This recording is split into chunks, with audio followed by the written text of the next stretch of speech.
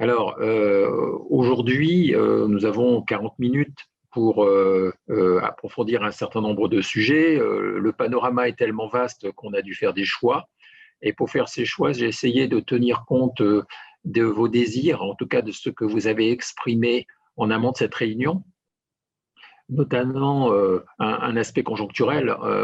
On est dans une situation, comme j'ai pu le dire vendredi, tout à fait inédite au regard du fonctionnement des entreprises et des politiques de rémunération. Donc, c'est là-dessus que je vais me baser. Et deuxièmement, il y a eu aussi beaucoup d'évolutions réglementaires sur un certain nombre de sujets, que ce soit l'épargne salariale, l'actionnariat salarié récemment, donc on va y revenir. Et enfin, dans ce contexte d'évolution accélérée de la gestion des hommes, les politiques de rémunération en perdent leur latin, si je puis dire. C'est-à-dire que ce qui nous paraissait établi il y a un an, comme je disais vendredi, est tout à fait remis en question. Si j'avais présenté la situation il y a un an, juste avant le début de la crise, je vous aurais tracé un tableau ultra optimiste de l'économie, avec une baisse du chômage, avec des créations d'emplois, avec un pays qui se modernise, à travers, par exemple, les ordonnances de 2017 qui ont eu un impact sur les politiques de rémunération et le dialogue social. Bref, une tendance qui était plutôt optimiste dans le monde et en France également. Et puis, patatras, je ne vous rappelle pas tout ce qui s'est passé, mais on a quand même dans le monde une croissance qui a baissé de presque 9%. Plus de 250 000 emplois ont été supprimés et ce n'est qu'un début. Et donc, il faut s'adapter. Et ça, c'est tout l'enjeu pour les entreprises, de savoir comment elles doivent adapter leur politique de rémunération. Donc, je vous propose 3 temps. Un temps, finalement, qu'est-ce que pensent les entreprises à travers une enquête que nous avons menée il y a fin d'année 2020. Et ça va nous éclairer comment les entreprises se recentrent leurs priorités par rapport aux politiques de rémunération. Donc, je vais aller vite pour vous présenter le panorama de ces tendances. Deuxièmement, qu'est-ce qui change dans la loi? Et je vais rappeler rapidement un certain nombre de dispositifs récents, notamment la loi Pacte. Et troisièmement, qu'est-ce qui change dans les pratiques? Et je vais l'illustrer par des exemples concrets de missions que nous avons menées avec des clients au cours des derniers mois, qui peut-être vous donneront des idées de ce que font les entreprises aujourd'hui, même si parfois ce n'est pas toujours transposable. Ça dépend des groupes, ça dépend des cultures, ça dépend des tailles d'entreprise, etc. Mais enfin, ça vous donne un aperçu de ce qui se fait d'assez nouveau ou d'innovant dans les entreprises. Donc voilà ce programme que je vous propose. Peut-être peut-on montrer les slides ou pas?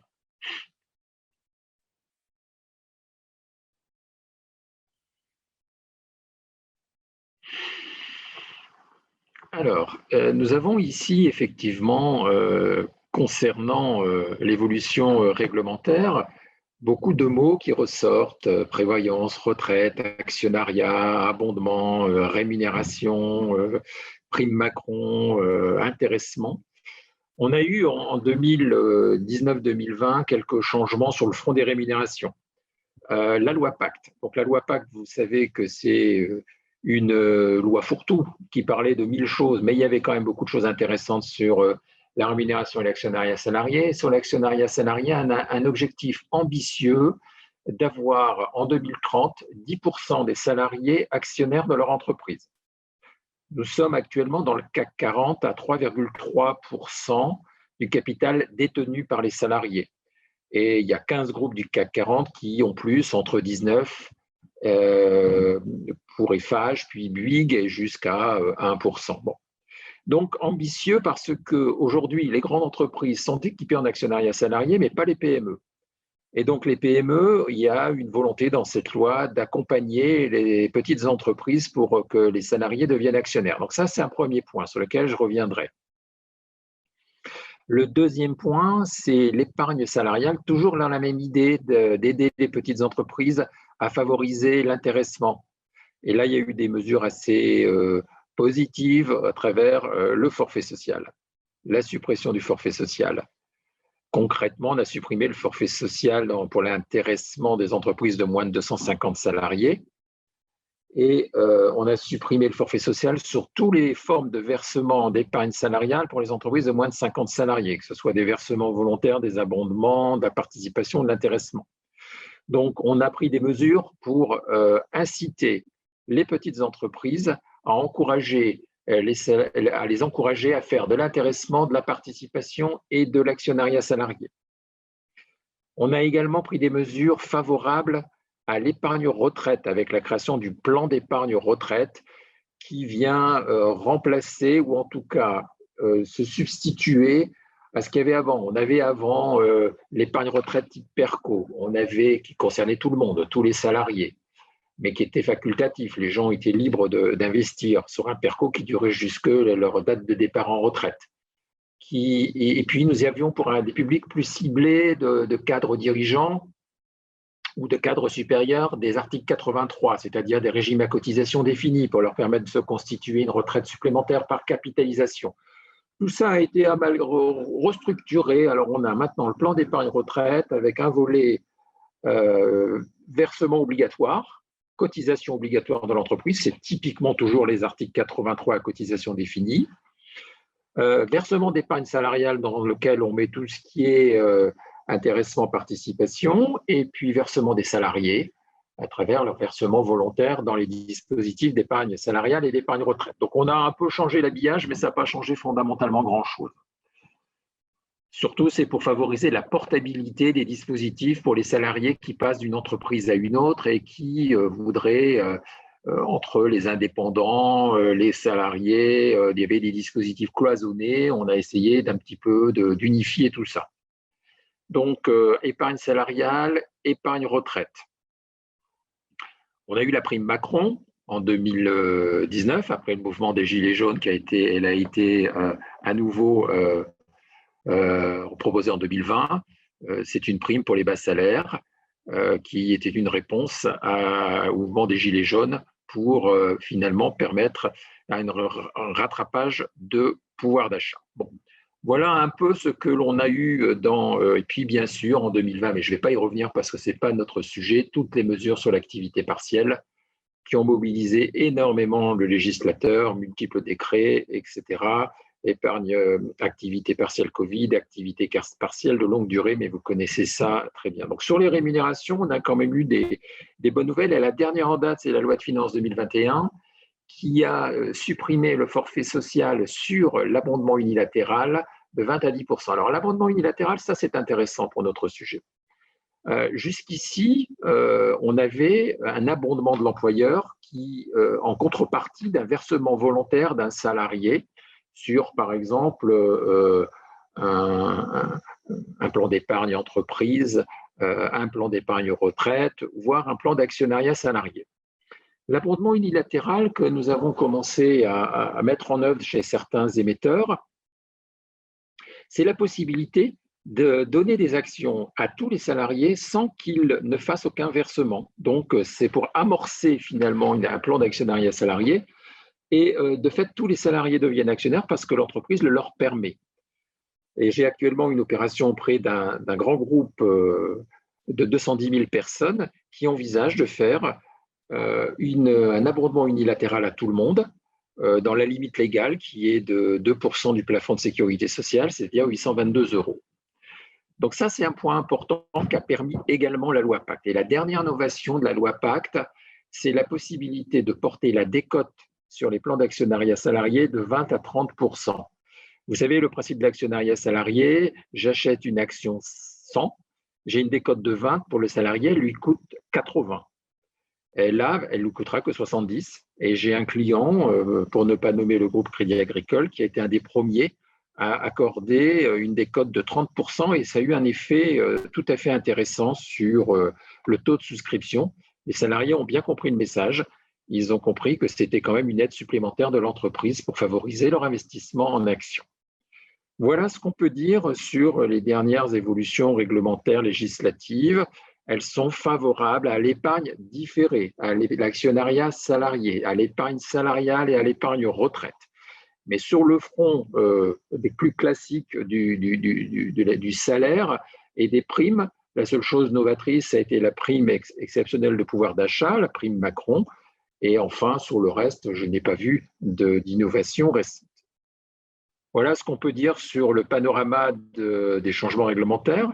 Si maintenant on passe alors peut-être avant quand même de peut-être revenir en arrière, Mélie, je voudrais juste dire un mot sur l'enquête que nous avons faite auprès des entreprises parce que ça va nous planter le décor de la crise Covid et des rémunérations. Si je vous demande, je vous ai demandé l'autre jour combien d'entreprises envisageaient de faire des augmentations individuelles. Et c'était 80% en 2021, mais ciblées. Donc ça, c'est un point important. En parallèle, l'enquête a révélé, et ça a été confirmé par d'autres enquêtes de concurrents, que les budgets d'augmentation avaient été ramenés de 3 à 1,5%. Donc une enveloppe plus réduite, une volonté de cibler. Donc ça, c'est un premier sujet.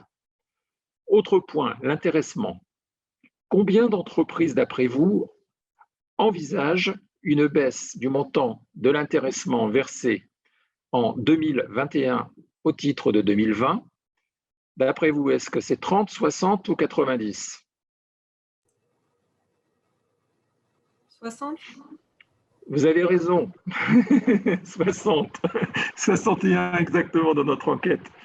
On a fait une enquête auprès de 50 grands groupes de sociétés. Vous verrez, vous aurez la liste dans le slide, enfin la présentation que je vous enverrai, bien représentative des différents secteurs professionnels, les tailles d'entreprise, etc. 61% des entreprises envisagent une baisse significative de la participation et de l'intéressement en 2021. Donc, un budget d'augmentation salariale et de bonus divisé par 2, des enveloppes des primes de participation et d'intéressement significativement réduites. Troisième enseignement, les bonus. Eh ben, les entreprises ont été que 24% à renégocier les bonus en cours d'année 2020. Autrement dit, notamment au deuxième semestre, la plupart ont été évalués ou sont évalués en ce moment sur la base d'objectifs qui sont caducs parce qu'inatteignables. Donc ça, c'est une réalité. Et en ce moment, on est en train de décider des primes de performance ou des bonus, non pas à partir d'indicateurs atteints ou pas atteints, parce que dans ce cas-là, tout le monde aurait 0, ou quasiment, mais sur finalement d'autres critères peut-être moins objectifs, sur la capacité d'une part, les personnes que l'on veut retenir, qu'on veut fidéliser et qui sont considérées comme des éléments clés pour l'entreprise et qu'on estime avoir été très performantes au cours de l'année 2020 face à la crise en tant que manager, dans un contexte d'adversité, etc. Et donc finalement, l'évaluation managériale, au cas par cas, va prendre le dessus sur une évaluation fondée sur de multiples critères. Je connais des clients qui ont des mécaniques d'objectifs très complexes, avec des objectifs groupes, des objectifs de BU, des objectifs individuels, des pondérations, de multiples objectifs qui rendent les choses, à mon sens, illisibles pour le collaborateur, ou en tout cas, ça saupoudre tellement les objectifs qu'à la fin, il y a toujours de quoi verser, même si globalement, il a été très médiocre. Donc, peut-être que ça va, la situation actuelle, et c'est mon avis, va amener les entreprises à être plus centrées sur un nombre réduit d'objectifs de performance correspondant à leurs priorités pour sortir de la crise. Et ça, c'est important parce qu'on a eu tendance, et ça c'est un travers des systèmes de variables, à multiplier les objectifs. L'autre jour, je voyais un intéressement d'une société industrielle, je crois qu'il y avait 47 objectifs. C'était hallucinant la mécanique qu'ils avaient. Mais je disais, il y a 10 polytechniciens ensemble qui se sont réunis pour concevoir ce système d'intéressement. Je ne sais pas comment un manager peut animer un système d'intéressement pareil. Et je vois chez un autre client dans les industries électriques et gazières, vous me direz, là encore, il y a beaucoup d'ingénieurs. J'ai rien contre les ingénieurs, mais ils ont souvent tendance à complexifier les choses. Et là aussi, on a exactement des usines à gaz, comme vous dites, des usines à gaz qui font que pour le salarié, il n'est pas facile, de mémoriser, de se concentrer sur un nombre de hiérarchiser et de se concentrer sur un nombre réduit d'objectifs pour lui-même et pour son équipe et pour l'entreprise. Et donc moi, le souhait que j'émets à ce stade, c'est que la crise amener les entreprises à aller à l'essentiel, de se dire pour en sortir sur un contexte concurrentiel renouvelé, complètement des secteurs à l'arrêt, d'autres qui sont pas vraiment affectés, d'autres qui vont même mieux, hein, si vous êtes dans la tech, ça marche bien. Donc, on a une disparité de situations contrastées, d'aller à l'essentiel et de se dire, bon voilà, nous avons besoin de telle marge opérationnelle ou tel EBITDA en 2022. Nous avons besoin de tels résultats financiers, nous avons besoin de tel objectif de qualité, et éventuellement un objectif people, entre guillemets, si on veut, dans certains cas, privilégier la santé et sécurité, et basta. Et à partir de là, le deuxième changement qui serait intéressant pour moi dans la fixation et l'évaluation des objectifs, c'est de raccourcir les délais. Entre le moment où vous fixez un objectif, que ce soit un objectif qui accompagne un bonus ou un objectif qui accompagne une prime d'intéressement, qu'on voit les premières traductions, non pas au bout d'un an, l'année suivante, et de verser des primes au titre de l'année passée, mais de pouvoir animer la performance au trimestre, comme on fait pour les commerciaux. En fait, il est très difficile de se mobiliser quand on n'a aucun jalon avant un an. Et moi, je trouve que c'est un peu là où le bas blesse dans la rémunération variable ou la gestion par objectif, c'est qu'on a un entretien au début d'année avec son manager où on passe en revue l'atteinte des objectifs de l'année écoulée et on se fixe des objectifs pour l'année à venir. Et dans ces objectifs, il y a des choses qui dépendent de la situation du groupe, il y a des choses qui dépendent la plupart du temps de la business unit, du département, puis il y a des choses qui dépendent de vous. Et puis on n'en parle plus, quoi. Alors certains maintenant commencent à faire une deuxième réunion en cours d'année, mais toujours est-il que nous n'avons pas de feedback sur les objectifs au plan managérial suffisamment fréquemment et qu'en tant que manager, nous n'avons pas, dans la plupart des cas, des résultats en cours d'année qui permettent d'envoyer des messages aux équipes sur le fait que nous sommes dans les clous sur tel aspect, nous sommes en retard sur tel et tel aspect, nous devons nous mobiliser pour atteindre les objectifs, etc. Donc il y a encore pour moi un défaut de transparence sur le management de la performance.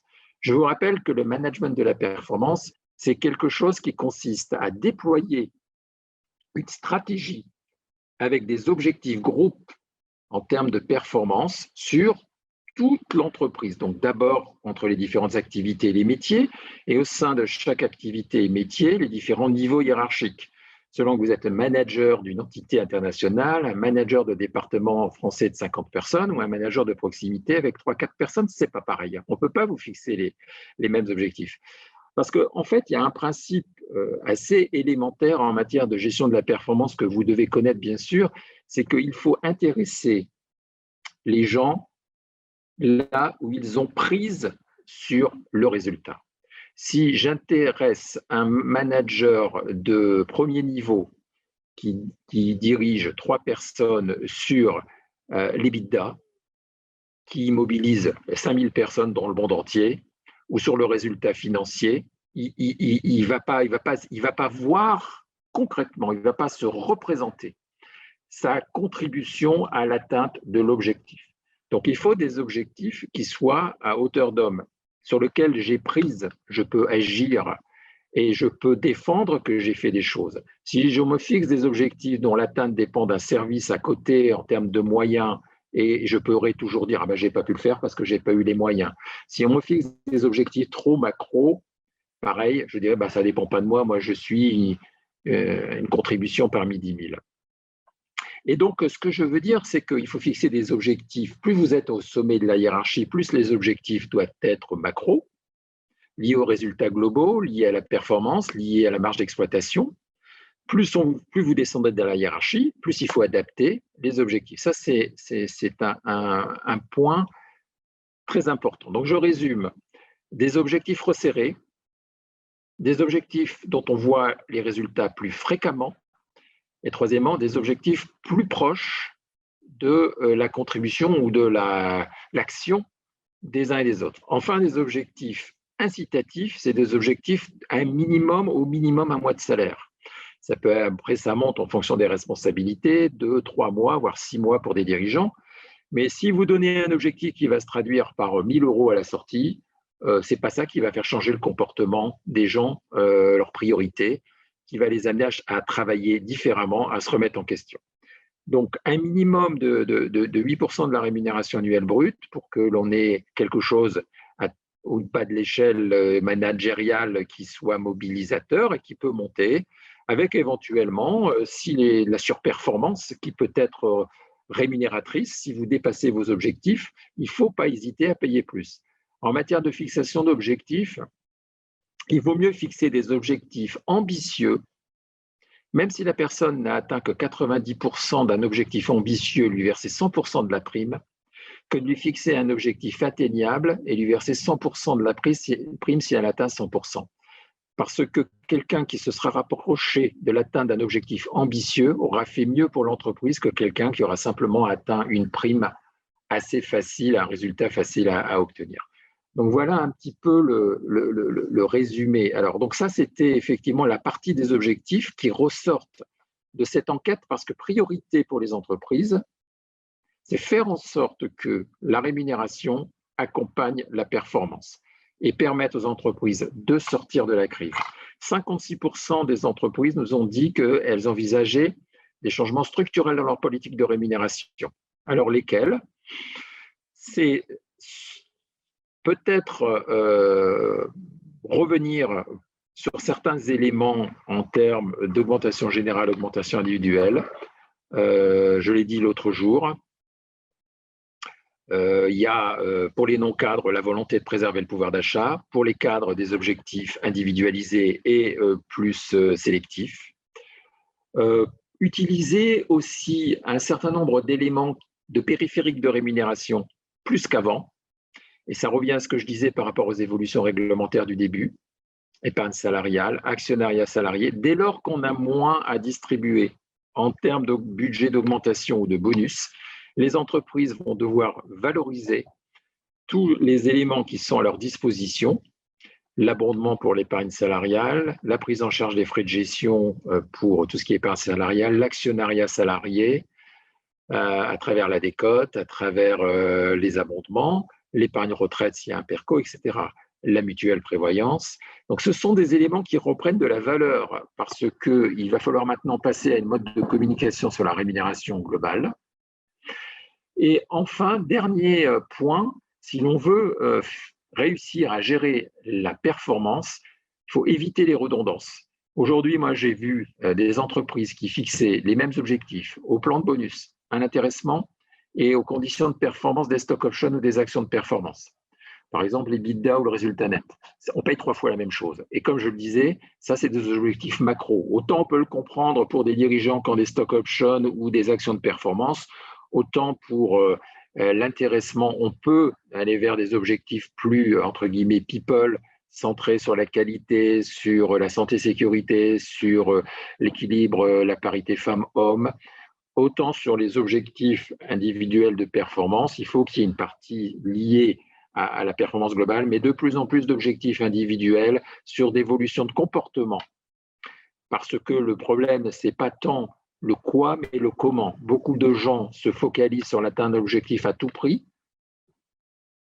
et dans le comportement sont parfois critiquables. Donc, il faut qu'on réussisse d'une certaine manière à équilibrer l'atteinte d'objectifs en prenant en compte la manière dont ces objectifs ont été atteints, par la capacité relationnelle des salariés, la capacité à partager, à être en interaction avec les uns les autres, à décloisonner, à être plus agile. Et ça, ce sont des choses qui montent également en puissance dans les enquêtes que nous avons faites.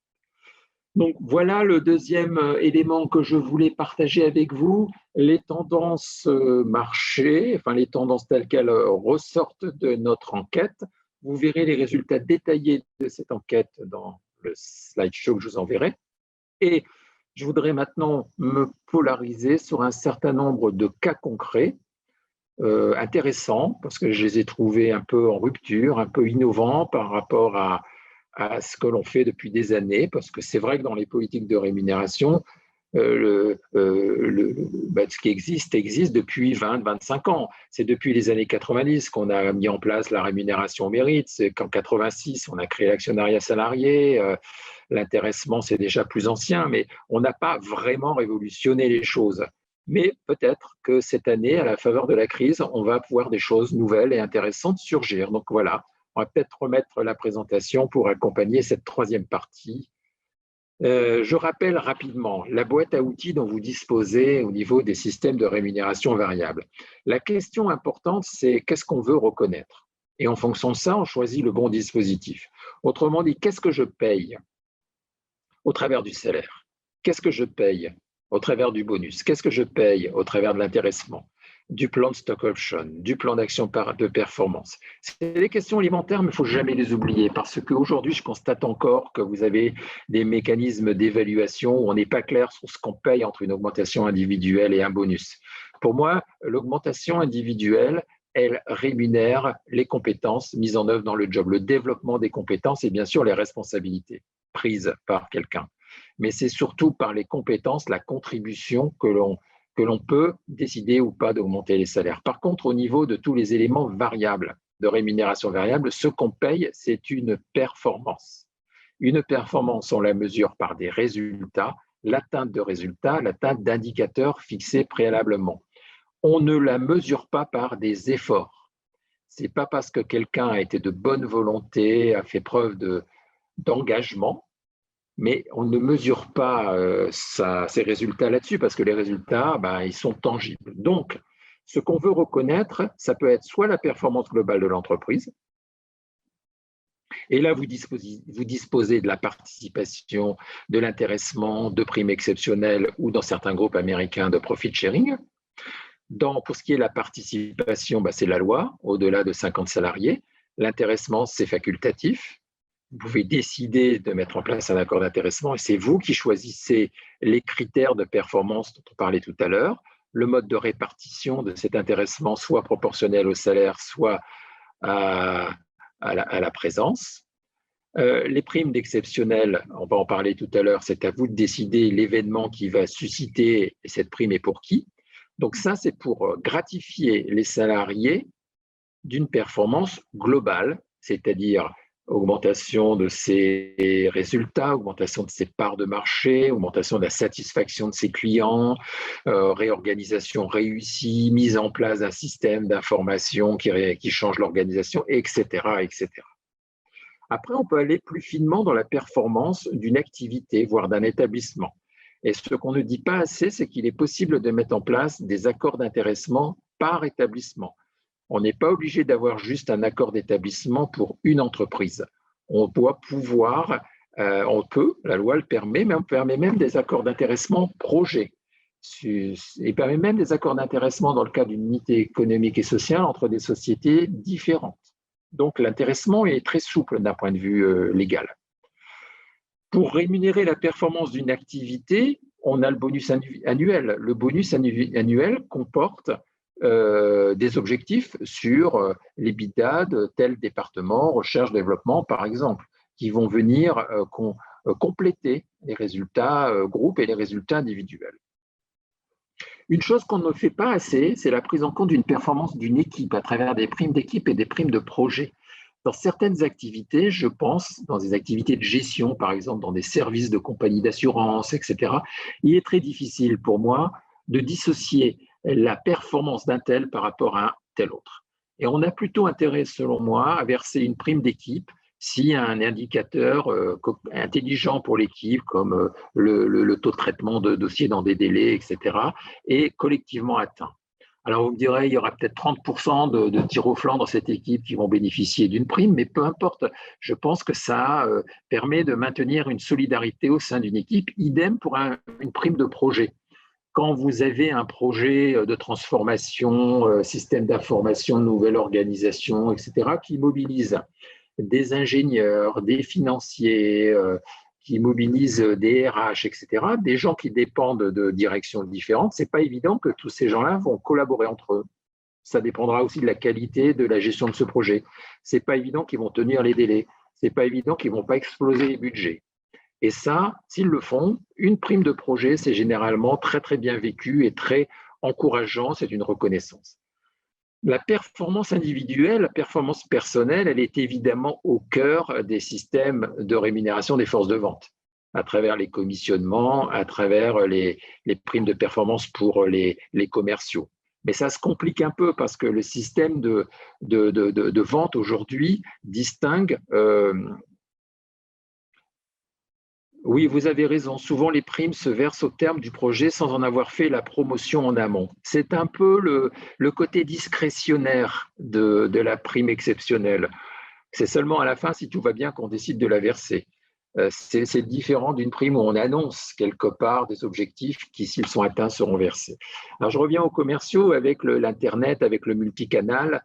Dans les commerces, c'est pas évident maintenant, ça rebat les cartes entre ce qui est vraiment comptable d'un vendeur et ce qui est comptable d'une vente multicanal. Donc ça vient modifier, il y a des poolings qui se mettent en place au niveau de la rémunération des forces de vente. Par contre, au niveau des cadres supérieurs ou des cadres intermédiaires, on a bien sûr des objectifs individuels qui rentrent en ligne de compte dans le montant de la prime. Alors, des objectifs individuels, évidemment, si la personne a des ventes, c'est facile, mais s'il n'a pas de responsabilité commerciale, ça peut être sur sa capacité à gérer son équipe, ça peut être sur sa capacité à tenir les délais, etc., etc. Et enfin, on a une dernière forme de reconnaissance, c'est les intéressements à long terme, long-term incentive en anglais, qui sont soit des plans de stock option, soit des plans d'action de performance. Vous savez, généralement, les stock options sont réservés aux dirigeants. Les actions de performance, ça va plus largement dans le corps social. Rarement, ça pourrait être à tout le monde. On peut avoir des plans d'attribution gratuite d'actions à tout le personnel. Ça a été fait par quelques groupes. Mais on a tendance à revenir sur un ciblage sur des cadres supérieurs avec des conditions de performance. Encore une fois, des conditions de performance qui font que si ces performances ne sont pas atteintes, le montant d'action qui sera exerçable va diminuer. Donc, stock option, on vous attribue un nombre d'options d'actions à un prix déterminé. Si au moment à la fin de la période de conservation, vous voulez exercer vos stock options, c'est-à-dire vous en devenez propriétaire et vous les achetez à un prix qui est supérieur au prix d'attribution, vous faites un gain de cession qui va être taxé. Sur les actions de performance, c'est encore mieux. Comme on vous les attribue gratuitement, au moment où vous les vendez, vous êtes sûr de faire une plus-value puisqu'il faudrait vraiment que l'action soit tombée à 0,1 pour que vous ne gagniez rien. C'est quand même assez rare. Donc, les actions de performance, c'est formidable. En plus, la législation qui avait été très, très durcie dans les années 2012-2017, elle est un petit peu plus favorable depuis 2017 avec le prélèvement forfaitaire de 30%. Donc, on retrouve un certain nombre d'appétits des entreprises pour ces actions de performance, alors que du fait de la fiscalité, on était plutôt passé sur des plans cash à 3 ans qui, effectivement, on n'avait pas utilisé d'actions comme sous-jacent à ces attributions. Donc, voilà un peu la boîte à outils, la feuille de route. Alors, qu'est-ce qu'en font les entreprises? C'est ça que je voudrais maintenant rapidement vous montrer à travers quelques illustrations. Si on peut passer au slide suivant. Alors ça, je l'ai déjà dit, on va passer au slide suivant. Alors, je voulais d'abord vous illustrer une nouvelle façon d'utiliser les bonus. Comme tous les groupes, j'avais ce client qui, l'an passé, versait son bonus 2020 au titre de 2019 et qui avait intégré des critères financiers aux objectifs individuels. Qui ne pilotaient pas vraiment les montants versés. Et puis cette année, ils ont décidé d'une part en 2021 de verser en 2021 les bonus en fonction de la performance 2021, la performance constatée au cours de l'année, je vais vous montrer comment, et qui également fixe des critères uniquement individuels et permet un pilotage plus centralisé des montants versés. Donc on va voir un peu comment ça se passe au slide suivant. C'est-à-dire qu'au mois de mai-juin, on va établir des enveloppes de bonus. On va faire une revue de performance à mi-année des objectifs individuels tels qu'on peut le mesurer dans leur SIRH. On va répartir l'enveloppe de bonus au sein de chaque business d'activité à travers des critères individuels. Et donc, on va verser au mois de juin un bonus correspondant au résultat et à la performance des éligibles au bonus sur le premier semestre 2021. Au mois d'octobre-novembre, la DAF va mesurer et évaluer le taux d'atteinte des objectifs financiers et établir des enveloppes de bonus. On fait également une deuxième revue de performance individuelle. Donc, vous voyez, au lieu d'avoir une revue de performance, on en fait deux. Et en fonction de l'établissement des enveloppes, on va répartir ces enveloppes au sein de chaque activité à travers les critères individuels. On va faire le calcul des bonus définitifs, et déduction faite des montants versés en juillet. Et si on a des régularisations à faire parce qu'on a constaté que le calcul de fin de premier semestre pouvait être modifié, on le fait à ce moment-là. On payera donc les bonus deux fois, une fois à mi-année et une fois en fin d'année pour la paye de décembre. Voilà, donc ça c'est assez intéressant, ça a existé par le passé, mais quels sont les avantages de cette formule? Je crois qu'on les voit à la slide suivante.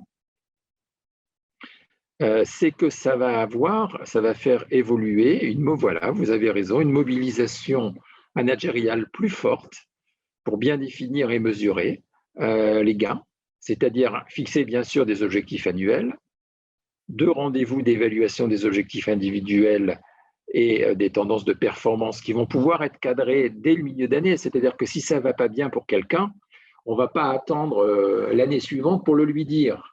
On va lui dire au moins au mois de juin. Moi, je suis toujours sceptique là-dessus parce que quand j'ai un collaborateur qui ne va pas bien, je n'attends pas de lui dire. Je lui dis, je fais un feedback au fil de l'eau, quand bien même il n'y a pas d'entretien formalisé. Mais il semblerait que ce ne soit pas encore une pratique généralisée partout. Donc le fait d'avoir, et puis c'est vrai aussi que vous avez maintenant des managers qui sont à Dubaï et des collaborateurs qui sont en France, enfin, ce n'est pas toujours facile, il faut le reconnaître, et le télétravail ne le favorise pas. Il n'empêche, il faut que les managers s'impliquent plus. Alors l'enjeu là derrière, c'est pas tant les changements comptables, informatiques, de comptabilisation, c'est l'accompagnement managérial. Moi, c'est ce que j'ai dit à mon client. Les managers vont être en première ligne, beaucoup plus mobilisés dans l'évaluation, le suivi et l'accompagnement de leurs équipes. La prise en compte des objectifs individuels et des objectifs des business activités va être beaucoup plus suivie puisqu'on a un rendu plus rapide. Donc ça, c'est important. Donc vous voyez qu'un dispositif de rémunération variable induit un changement important dans les pratiques managériales et responsabilise beaucoup plus les managers dans le pilotage de leurs équipes. Alors, je vois le mot courage managérial. Oui, c'est un sujet. Le courage managérial, il est possible si le manager il est soutenu. Parce que le pire, c'est qu'un manager bon soldat ait du courage managérial et se fasse désavouer par sa hiérarchie. À ce moment-là, il ne va plus du tout prendre de risques et il va pratiquer ce que moi j'appelle le saupoudrage, c'est-à-dire je donne un petit peu à tout le monde pour avoir la paix. S'il faut être cohérent là-dessus, si on attend des managers qu'ils prennent des responsabilités, il faut les responsabiliser et il faut les soutenir quand ils prennent des responsabilités. En tout cas, il ne faut pas les déjuger.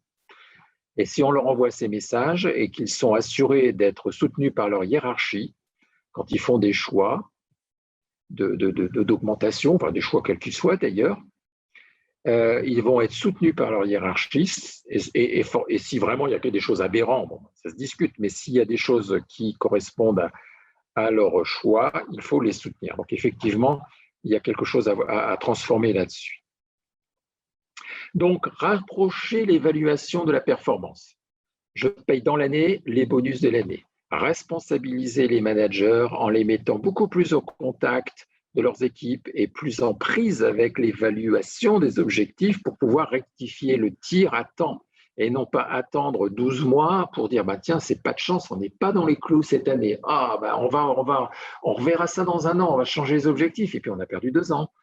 Donc voilà, ça c'est pour moi vraiment. Et puis troisièmement, accompagner les managers par des formations à l'évaluation, au feedback, à savoir annoncer des décisions salariales ou de bonus qui ne sont pas toujours facile à annoncer. Ça aussi, moi, j'ai fait beaucoup de formations de managers à l'annonce de décisions salariales ou de bonus. C'est un exercice qui se prépare et qui doit reposer, qui doit désamorcer un certain nombre de choses qui sont toujours les mêmes. Le salarié le prend comme une vexation individuelle. Mon chef ne m'aime pas, donc il ne m'a pas donné de bonus. Il faut objectiver, il faut être capable de justifier ses décisions. Il faut donc connaître ses équipes et, comme l'un d'entre vous le dit, sortir de sa tour d'ivoire, communiquer au fil de l'eau avec les uns et les autres, parce que sinon, c'est quand même pas facile de faire une évaluation si on a vu les gens que 3 fois dans l'année ou qu'on ne sait absolument pas ce qu'ils ont fait. Donc, ça va peut-être mettre les managers plus en prise avec leurs responsabilités managériales. Donc, ça, c'est la première illustration que je voulais vous faire sur les bonus. La deuxième, si on peut passer au slide suivant, c'est l'abondement unilatéral en action. Donc, je vous en ai parlé. L'abondement unilatéral en action, c'est une rémunération différée puisque cet argent est bloqué 5 ans dans le plan d'épargne d'entreprise. C'est gratuit, c'est-à-dire que le salarié n'a pas de versement volontaire à faire et donc il devient actionnaire. Il devient actionnaire et il n'y a pas de condition de performance. Donc, c'est la décision d'une entreprise unilatéralement d'amorcer un actionnariat salarié. Ça a été incité fiscalement, comme je vous l'ai dit, par la dernière loi de finances, donc ça va coûter moins cher aux entreprises. Et on peut verser un montant qui va jusqu'à 822 € par an, vous pouvez le faire tous les ans, et ça vous permet effectivement d'amorcer une campagne d'actionnariat salarié. C'est intéressant parce que ce sont des rémunérations qui sont déchargées. Dans le plan d'épargne d'entreprise, vous ne payez pas d'impôts, ni l'entreprise ni le salarié à l'entrée et à la sortie, hormis la CSG, CRDS. Et puis c'est surtout intéressant parce que si vous faites ça qui peut être perçu comme un cadeau par les salariés ou les personnels, les représentants du personnel, il faut donner du sens à ça.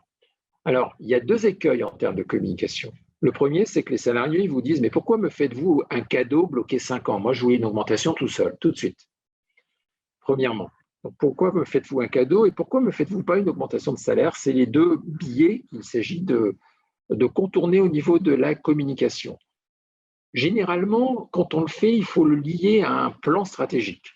Je pense que ce n'est pas inintéressant de dire on vous associe au capital parce que notre plan stratégique repose sur tel et tel objectif et on les atteindra ensemble, tous ensemble, et en vous permettant de devenir actionnaire, vous en bénéficierez. Toute la performance, toute la valeur qu'on va créer, elle se traduira par l'évolution du cours de l'action, par le montant des dividendes qu'on va vous redistribuer au cours des 5 ans. Et c'est ça qui fait qu'il y aura une solidarité beaucoup plus forte entre l'entreprise et ses salariés, que vous deviendrez actionnaire salarié. Donc, généralement, il y a une histoire à raconter autour des plans d'actionnariat salarié, que ce soit des plans de souscription, que ce soit des plans d'attribution, et qui doit faire sens. Il ne suffit pas de décrire une offre financière reposant sur de la décote ou des abondements.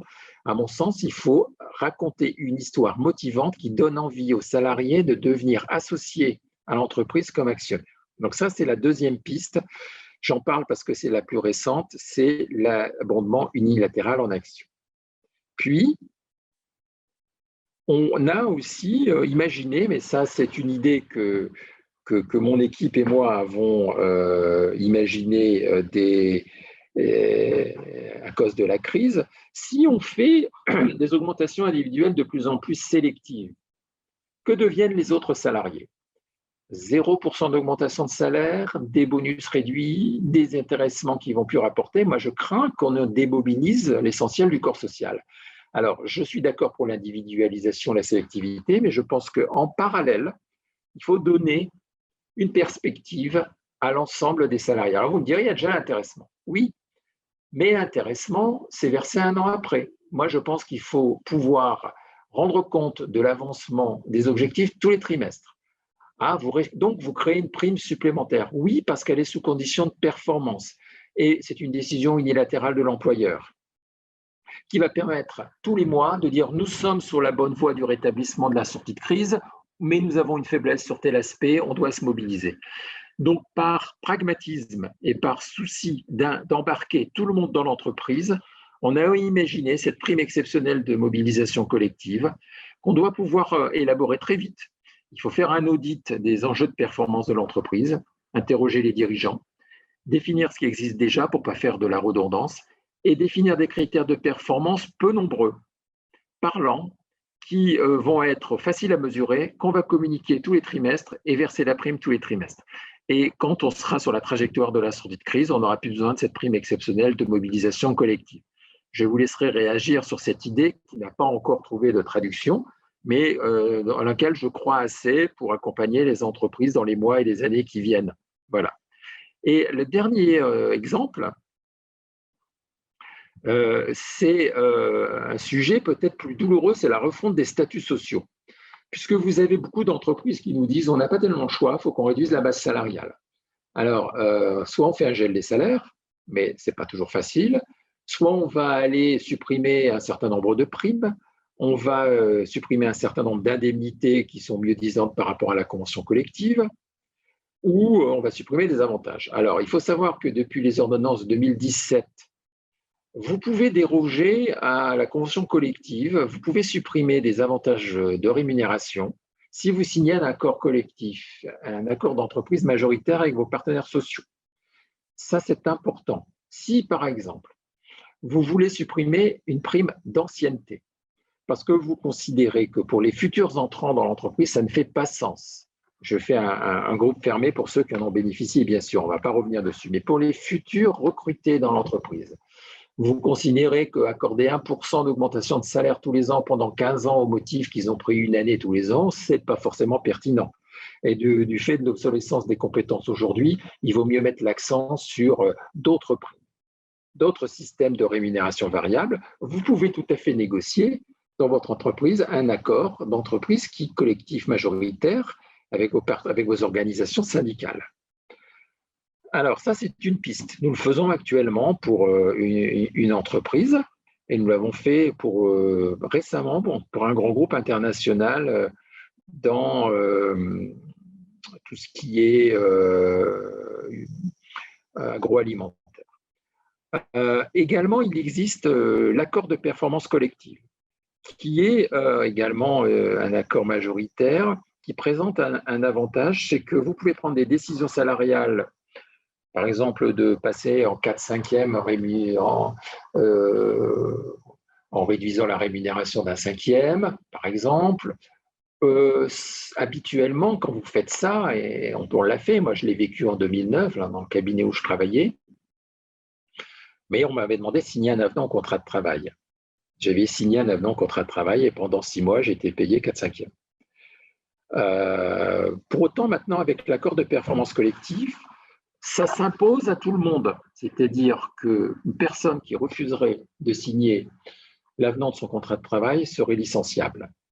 Donc l'APC est une arme nouvelle pour les entreprises qui ont des problèmes de compétitivité, de maîtrise des coûts et qui veulent adapter leur activité ou le temps de travail à leur activité. Donc c'est un dispositif également important.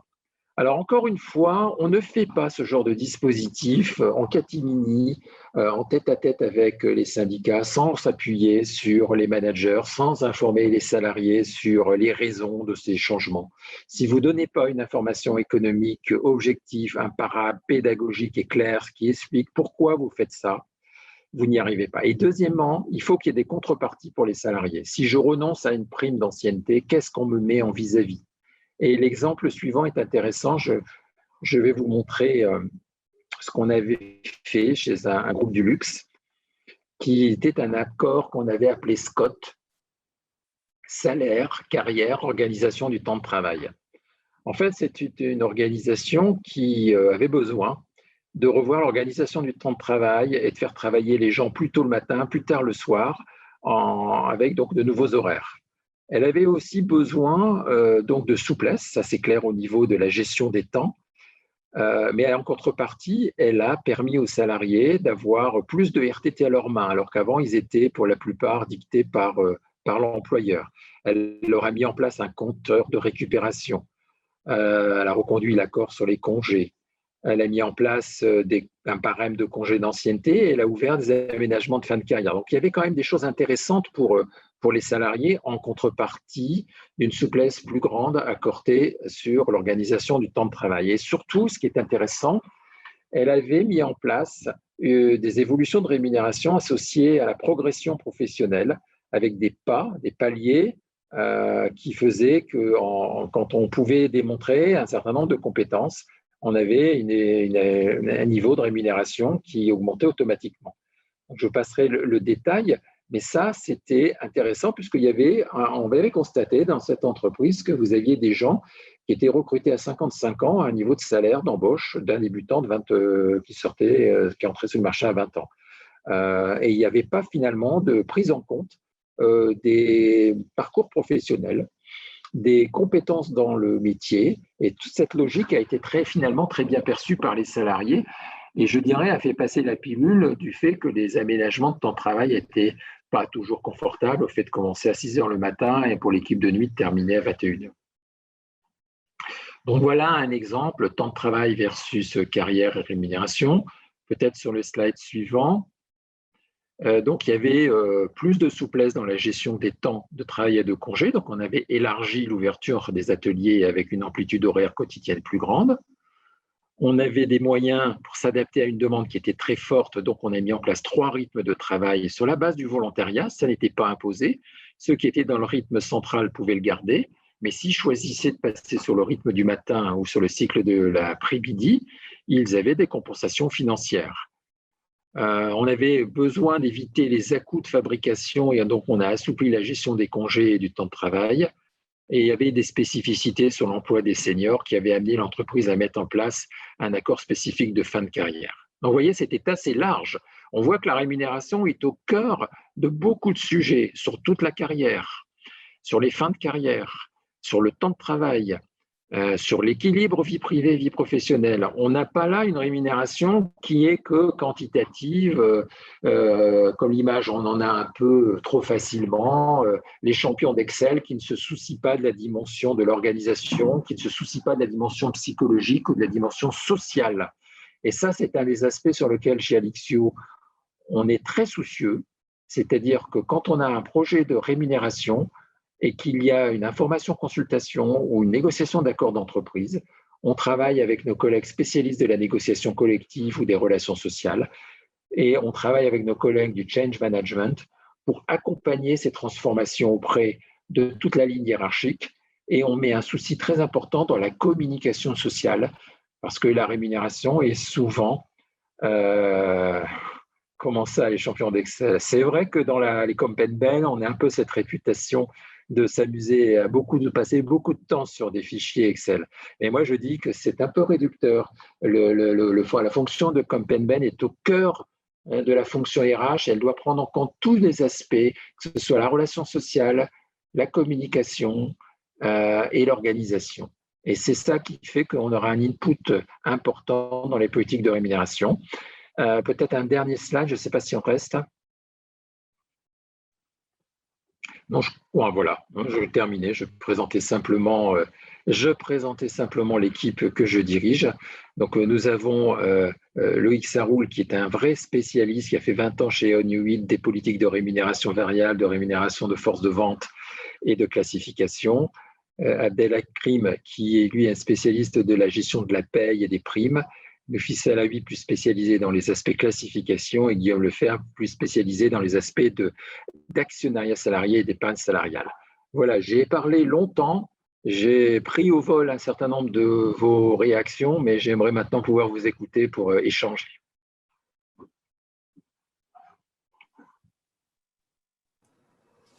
Moi, j'avais une petite question, bonjour, à propos de l'abondement unilatéral.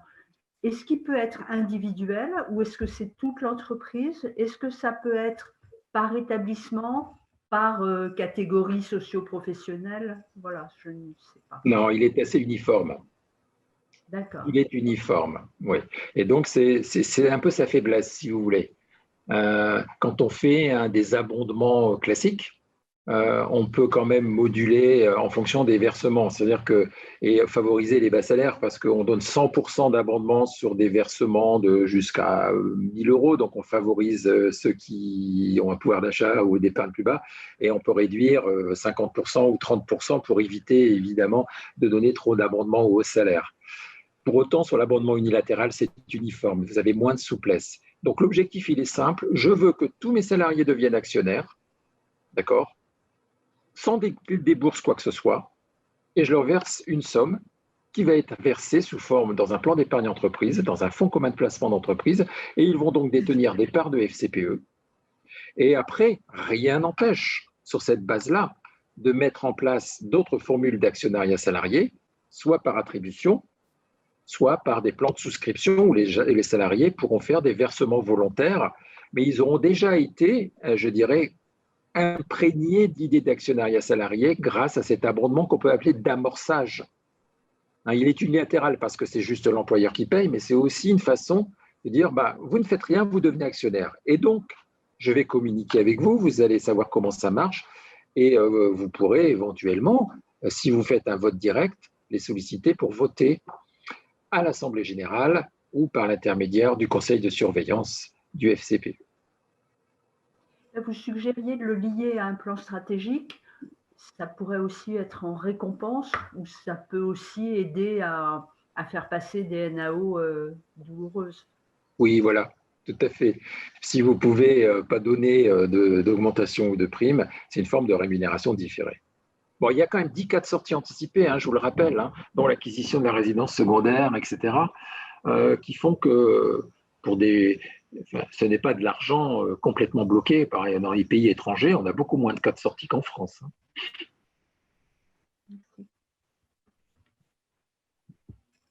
Est-ce qu'en cours d'année, la 2020, pour les entreprises qui ont un dispositif de bonus, où voilà, on est encore sur un règlement en 2022, on peut faire un switch immédiat sur cette temporalité un peu trimestrielle? Le bonus, c'est la décision unilatérale de l'employeur, donc vous avez toute latitude pour changer les règles du jeu. C'est pour ça que je trouve qu'on devrait innover, les entreprises devraient innover là où elles ont la main. C'est plus difficile quand vous négociez un accord d'intéressement parce que vous vous engagez pour 3 ans. C'est triennal. Alors, vous pouvez changer les critères par avenant au bout d'un an. Mais pour le bonus, oui, qu'est-ce qui vous empêche? Rien du tout.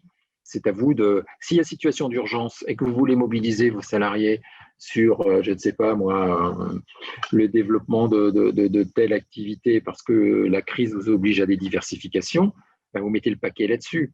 Je trouve qu'il faut avoir une attitude beaucoup plus pragmatique sur les bonus. Ce n'est pas fait pour faire plaisir à tout le monde. Souvent, peut-être moi je peux apporter… Pardon. Pardon, juste, ce qui freine souvent, c'est la manière dont, dans certaines entreprises, c'est formulé sur les contrats de travail, dans les paragraphes, justement, sur le bonus. Il y a une frilosité en France, et ce qui est problématique dans les groupes internationaux, où finalement, le top management international demande à la France d'être beaucoup plus agile, là où on envoie une réponse de grosse prudence, en fait. Alors, effectivement, le fait que ce soit dans les contrats de travail, c'est un sujet, mais généralement, c'est la cible. Ouais. Les objectifs, quand même, sont rarement dans les contrats de travail. C'est variable, ou parfois certains, on leur fait signer un avenant très, très, très circonstancié de comment seront construits la structure de la part variable, etc. Moi, je pense qu'il faut éviter de faire ça. Il faut éviter de faire ça. Que le bonus soit indiqué comme un élément de rémunération avec une cible, pourquoi pas, ça fait partie de l'attractivité à l'embauche.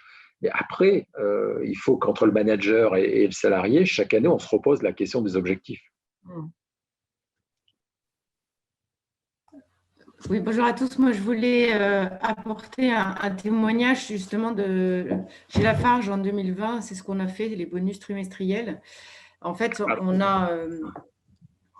l'a fait sur la base d'un critère quasiment unique, qui était la proportionnalité entre la réduction des coûts et la baisse du chiffre d'affaires. Il fallait que la réduction des coûts soit équivalente ou supérieure à la baisse du chiffre d'affaires en 2020, puisque c'était évidemment tous les paramètres des bonus avaient explosé forcément.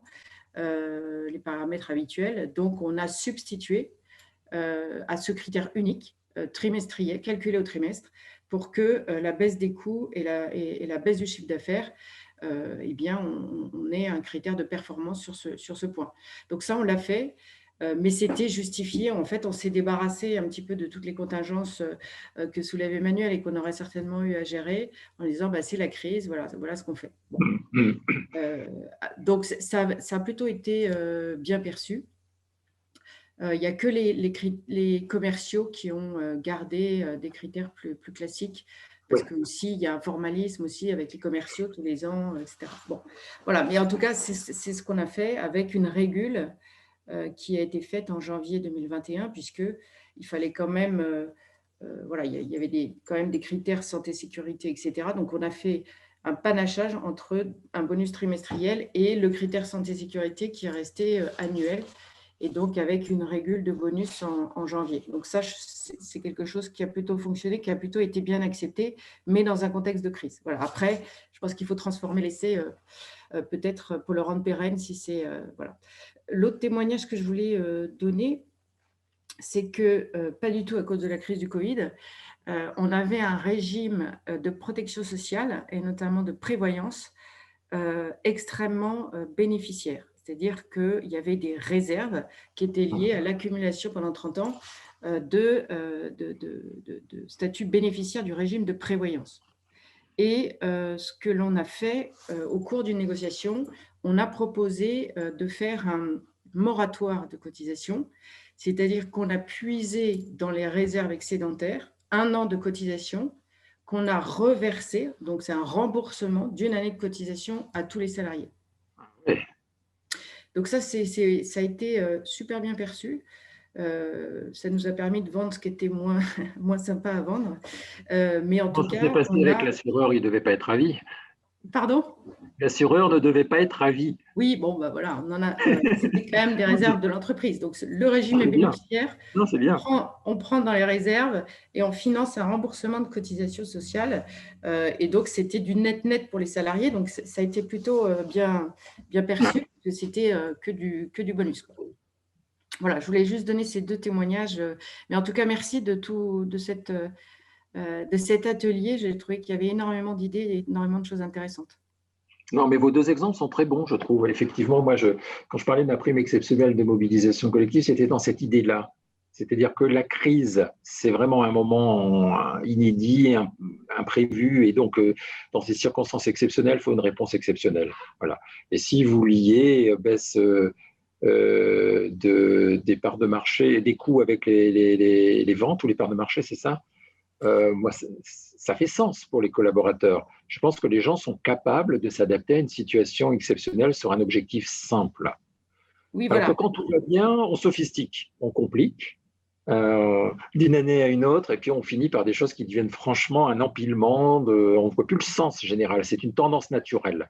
Donc c'est peut-être aussi l'occasion de remettre à plat des choses. Donc ça, moi je crois que ça peut remobiliser. Et puis le deuxième exemple, oui, parce que tout ce qui permet de faire, de réinjecter de l'argent dans le système sans que ça ne lèse les collaborateurs, mais au contraire, ça leur permet d'obtenir des plus inattendus, par rapport à certaines pertes qu'il va y avoir sur les budgets d'augmentation, etc., ou d'intéressement.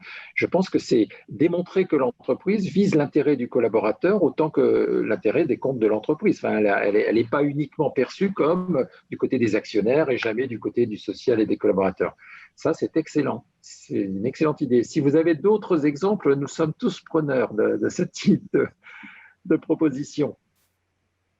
Moi, j'ai une question sur l'évolution des positions des organisations syndicales. Est-ce que vous en savez quelque chose ou pas, est-ce qu'on peut mesurer la différence entre les postures du centre, les postures des confédérations et des syndicats sur le terrain? Si on reste au niveau des confédérations, c'est toujours la même chanson. Enfin bon, c'est désespérant, quoi. La position de la CGT ou de Force ouvrière sur l'actionnariat salarié, voire de CFDT, qui est assez défensive hein, au niveau confédéral, même s'ils sont d'accord sur le principe, mais c'est pas un grand enthousiasme. Sur des tas de sujets comme ça, eux, ils sont dans une posture purement politique. Puis, il faut bien voir que les ordonnances de 2017 reposent sur le pari d'une reprise des négociations d'entreprise par un deal qui est assez simple. Si vous parvenez à signer des accords majoritaires, vous allez avoir des marges de manœuvre ou des sujets de négociation élargis, que ce soit sur les rémunérations, mais pas uniquement, sur des tas d'autres sujets. Donc l'esprit des ordonnances, c'est ça, c'est de transférer, de dépolitiser les relations syndicales pour les ramener sur le terrain. Et une fois sur le terrain, on constate quand même que la CGT signe 84% des accords d'entreprise sur le terrain. J'ai découvert ça en écrivant, parce que je publie un livre en ce moment sur les politiques de rémunération, et j'ai fait quelques recherches. Et alors, à ma grande surprise, j'ai pu voir que dans les accords d'entreprise, certes, la CFDT et CGC étaient les principaux signataires, mais la CGT signe 84% des accords d'entreprise. On a même des accords d'entreprise signés par Sud, qui m'a surpris, parce que c'est généralement des gens qui ont des postures idéologiques. Je ne signe pas d'accord d'entreprise. Mais quand vous rentrez dans des préoccupations de terrain, ils ne peuvent pas ne pas signer. Ils ne peuvent pas ne pas signer, même les plus intransigeants. L'accord dont je vous ai parlé, là, le fameux accord Scott, quand on a commencé les négociations qui ont duré 6 mois, la DRS pensait qu'on ne ferait même pas la première réunion, qu'ils quitteraient la salle au bout de 10 minutes. Non seulement ils sont restés, mais ils ont accepté que pendant 3 mois, on leur fasse de la pédagogie. On leur explique tous les sujets les uns après les autres, sans rentrer encore dans la négociation. Et ils ont apprécié d'apprendre des choses. Pour la première fois, l'entreprise mettait sur la table des données qui jusqu'alors, pouvaient paraître complètement confidentielles et secrètes, parce que la direction avait le culte du secret. Quand ils ont vu ça, après, on a négocié par sujet. Quand on est allé au bout de chaque sujet, donc l'aménagement du temps de travail, puis les chemins de carrière, les fins de carrière, etc., et les revalorisations salariales, on arrête quand on voit qu'il y a un point de non-retour. On ne peut pas aller plus loin. Et c'est seulement dans un troisième temps qu'on remet l'ensemble des sujets sous la forme d'un accord et qu'on voit qu'est-ce qu'on peut dealer, c'est-à-dire je peux avancer sur tel point en contrepartie. Et là, on rentre dans une logique. On rentre dans une logique d'un deal, on rentre dans une logique d'un accord. Ça a pris 6 mois. Et là, il y avait dans cette entreprise un Force ouvrière qui était certainement pas loin de l'asile, qui terrorisait ses collègues. Parce que c'est une chose qui me surprend le plus souvent dans ce qui me remonte dans les négociations, c'est la relation des syndicalistes entre eux. Les plus agressifs passent leur temps à culpabiliser et envoyer des scuds aux réformistes, qui sont toujours tétanisés à l'idée de passer pour des traîtres. Et ils viennent voir en catimini la direction en disant « on ne peut plus les supporter ». Mais en attendant, en réunion, ils font front parce qu'ils ne peuvent pas se désolidariser des intersyndicales, etc. Ça, c'est un jeu de rôle qui est très fréquent. Et donc, petit à petit, on arrive à faire en sorte que l'outrance de certains se retourne contre eux, que les messages qu'on envoie en off aux réformistes les confortent de tenir bon. Et quand ils voient qu'ils obtiennent des choses, en contrepartie d'autres, mais qu'ils peuvent valoir leur rôle auprès des salariés en disant « Vous voyez ce qu'on a obtenu, ce n'est pas tout, mais ce n'est pas rien ». Par rapport à des gens qui sont constamment dans le tout ou rien, ils trouvent un écho auprès de salariés qui sont parfois plus pragmatiques qu'on le pense, qui se disent « Bon, entre eux, ne rien avoir et obtenir quelque chose, je préfère encore faire confiance à ce syndicat plus modéré ». Et donc, on assiste quand même, je pense, pour répondre à votre question, à des progrès, mais ça dépend beaucoup de la détermination des DRH et des DRS de s'impliquer. Ce n'est pas juste du formalisme, d'envoyer des documents quelques jours avant, de faire des réunions, des comptes rendus, etc. Parce que ça bon, il faut le faire. Mais le vrai sujet, c'est de les traiter comme des partenaires, de tenir bon, Et petit à petit, vous détachez les plus raisonnables du bloc des intransigeants. Et vous finissez par signer des accords majoritaires. Enfin, voilà, c'est ma vision des choses, hein, mais vous avez certainement plus d'expérience que moi là-dessus, puisque vous êtes des praticiens, des DRH, des praticiens de négociation que je ne suis pas. Oui, donc en fait, ça n'a pas vraiment changé. Il y a les positions de base. La surprise, c'est effectivement de voir que la CGT ou Sud peuvent signer des accords. Ceux de NAO, c'est plus compliqué. Mais Oui. et moi, j'ai vécu une grève chez Novartis où j'étais DRH de transition à cause de la prime Macron, alors que Novartis verse des salaires confortables. Mais en fait, ils ont estimé, on donnait la totalité de ce qu'on pouvait, de la prime pour une fois le SMIC, et à 3 fois le SMIC, il y avait une proportion. Et là, avec une position groupe qui ne nous autorisait pas à donner plus parce que notre établissement était inférieur.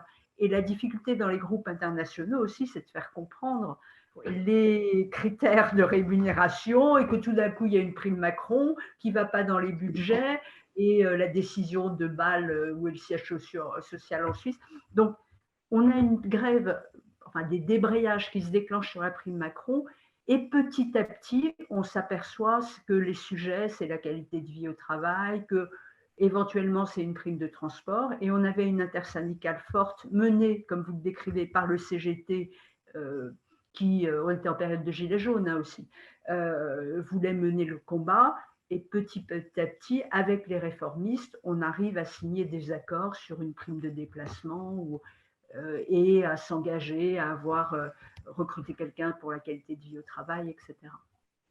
Voilà, un Non, mais vous exemple. dites une chose qui est très juste, c'est que très souvent, la rémunération, c'est l'alibi d'autres problèmes. Ça cache d'autres problèmes. Quand on va se mobiliser sur, quitte à faire grève sur la suppression d'une prime ou une revendication salariale, parce que c'est mobilisateur et c'est lisible. Mais en fait, vous avez là derrière, quand vous creusez un peu, des questions liées aux équilibres, aux risques psychosociaux, aux conditions de travail, au rapport avec le management qui est inaccessible, à cette absence de respect, de bienveillance, qui fait que ça facilite les discours simplistes. Et ces discours simplistes polarisent dans une revendication salariale que tout le monde peut partager. Donc, quand on déconstruit la chose, on arrive à des choses beaucoup plus qualitatives, beaucoup plus intéressantes et qui renvoient à des pratiques de management dont l'entreprise est responsable parce qu'elle n'a pas voulu les voir. Donc, des fois, les grèves, ça peut avoir du bon quand on sait voir ce qu'elles veulent dire. Alors, par rapport à ce qui vient d'être dit, je dirais que pour avoir une politique de rémunération différente, je vois une partie très technique, donc c'est mettre à plat tous les systèmes, etc. Une partie très pédagogique, communication avec les syndicats, avec les principales strates peut-être du comité de direction. Mais d'abord et avant tout, moi je vois aussi la nécessité de faire en sorte que le management, le style de management soit modifié. Et vous parliez de l'entreprise de luxe où vous avez commencé à travailler sur une nouvelle politique de rémunération. Est-ce que cela s'est accompagné d'un changement de style de management? Est-ce qu'il y a eu des formations? Est-ce que ça a été vraiment sensible? Oui, il y a eu un changement de style de management. Par exemple, si je prends l'histoire des RTT, c'était au début impensable que la direction renonce à laisser plus de liberté aux gens dans la prise des RTT. Parce que c'était un mode de management un petit peu caporaliste. C'était à l'entreprise de décider de ces choses-là. Le fait est qu'ils les lâchaient, on les a revus 1 an plus tard pour faire le bilan de la mise en œuvre de cet accord. Et ils avaient tout à fait admis, les mêmes, que c'était ce genre de mesure qui faisait changer le climat entre l'entreprise et ses salariés, c'est-à-dire des manques de confiance. Donc, des fois, ils apprennent par eux-mêmes et ils constatent que notre insistance sur les faire évoluer sur un certain nombre de points, alors qu'ils sont très sceptiques. Hein, je vous dis, au début, ils ne pensaient pas que cette négociation tiendrait plus d'une réunion. Ils ont été très surpris de voir que ça dure 6 mois. Ils ont été alors complètement étonnés de les voir signer. Et après, complètement, même pas étonné, c'était évident qu'un certain nombre d'évolutions qui 2 ans plus tôt paraissaient impensables, ils attribuaient ça comme des points positifs, des évolutions naturelles.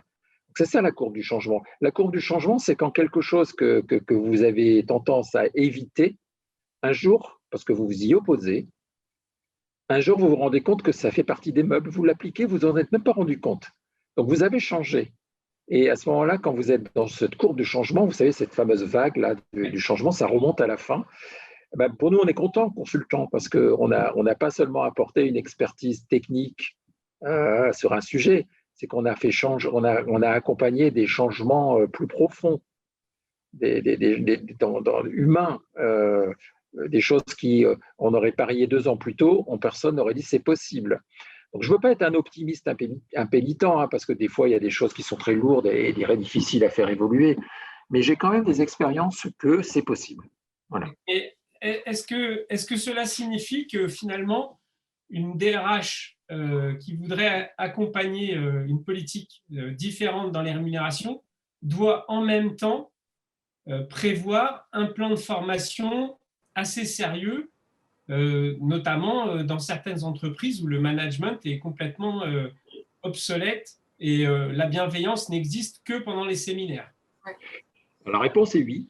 D'accord. Mais même au-delà d'une formation, comme vous venez de le dire, ils peuvent tout à fait dire oui, oui, oui pendant la journée de formation et l'oublier le lendemain matin. Donc, il faut aussi que, ça peut être des objectifs qu'on leur fixe aux managers dans leur évaluation. On peut mettre une sorte de bonus-malus sur managérial. C'est-à-dire, vous avez atteint vos objectifs. En tant que chef d'équipe, on vous fait moins 20% même si vous avez atteint vos objectifs parce que sur la manière, sur des choses qui ne sont pas négociables, l'écoute, la bienveillance, le respect, etc., vous n'y êtes pas. Ça, je peux vous dire que ça les fera réfléchir s'ils ont perdu 20% de leur prime.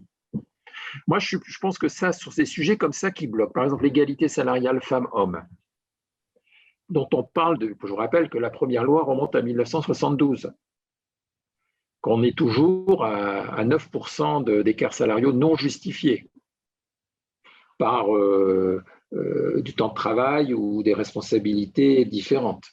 Donc, c'est du vécu, oui, mais c'est vrai, c'est largement répandu. Il y a un moment, il faut secouer le truc, quoi.